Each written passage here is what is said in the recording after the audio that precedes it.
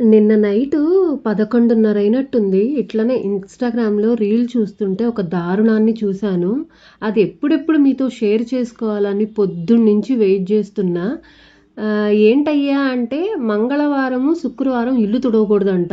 ఇల్లు తుడిస్తే లక్ష్మీదేవి మీ ఇంట్లో తిష్ట వేసుకొని కూర్చుంటుందంట. అంటే తుడవకుండా ఉంటే లక్ష్మీదేవి మన ఇంట్లోకొస్తుందంట. ఇది ఇది ఏం పద్ధతులో, ఇదేం ఆచారాలో నాకస్సలు అర్థం గాట్లేదు.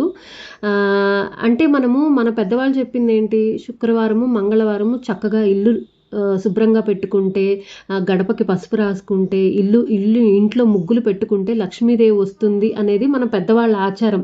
మనం అప్పటినుంచి ఇప్పటి వరకు కూడా అదే పాటిస్తూ వస్తున్నాం. ఈ ఇన్‌స్టాగ్రామ్‌లో ఏంటో కొత్త కొత్తగా ఇల్లు తుడవకూడదు, ఇల్లు తుడిస్తే లక్ష్మీదేవి వస్తుంది. ఏంటండి ఇదంతా?